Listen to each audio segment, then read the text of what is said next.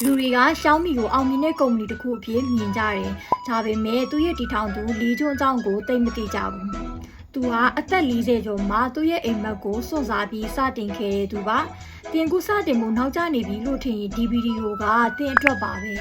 လီကျွန်းဟာတက္ကသိုလ်ကနေကွန်ပျူတာဆိုင်ရန်ဘာသာနဲ့ပွဲရခဲ့တယ်ကျောင်းတက်စဉ်မှာ Apple Company ရဲ့ Steve Jobs ကိုအတူယူပြီးနာမည်ကျော်တယောက်ဖြစ်လာဖို့ရည်မှန်းခဲ့တယ်ဒါပေမဲ့တခြားသူတွေလိုချက်ချင်းအောင်မြင်မှုမရရှိခဲ့ဘူး။ဝယ်ရပြီးနောက် Kinsoft ဆိုတဲ့ software ကုမ္ပဏီမှာနှစ်ပေါင်းများစွာခေါင်းငုံအလုပ်လုပ်ခဲ့တယ်။ Kinsoft မှာရိုးရိုးဝန်ထမ်းကနေ CEO အဆင့်ထိရောက်ခဲ့တယ်။အသက်38နှစ်မှာကုမ္ပဏီကိုအောင်မြင်စွာ IPO stock စီကွက်တင်နိုင်ခဲ့ပေမဲ့သူကိုယ်တိုင်တည်ထောင်ခဲ့တဲ့စီးပွားရေးကြီးမဟုတ်တဲ့အတွက်စိတ်အားမပြေဝခဲ့ဘူး။သူဟာသူများကုမ္ပဏီအတွက်ပင်ပန်းခဲ့ရတာနှစ်ပေါင်း20ရှိခဲ့ပြီဖြစ်တယ်။သူ့ရဲ့အိမ်မက်ကိုစတင်မှုအမြဲတဲ့အချိန်ကိုစောင့်နေခဲ့တယ်။နောက်ဆုံးအသက်40အရွယ်မှာ CEO ရာထူးကနေနှုတ်ထွက်ပြီးအနားယူဖို့ဆုံးဖြတ်လိုက်တယ်။ဒါပေမဲ့ခဏလေးအတွင်းမှာပဲငါဘဝဒီလိုအဆုံးသတ်သွားမှလားဆိုပြီးကိုမေးခွန်းထုတ်ခဲ့တယ်။အဲဒီနောက်မှာဈေးသက်သာပြီးအရေးအသွေးမြင့်တဲ့ဖုန်းဆိုတဲ့ရည်မှန်းချက်နဲ့ Xiaomi ကိုစတင်ဖို့အသက်40ကျော်မှ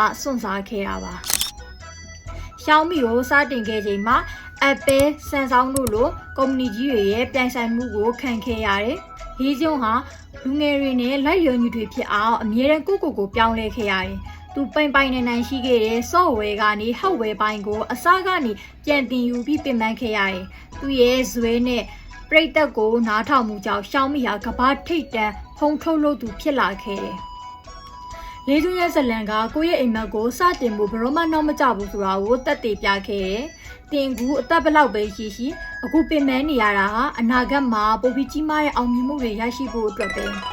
စွန့်စားဖို့အသင့်ဖြစ်ပြီလား။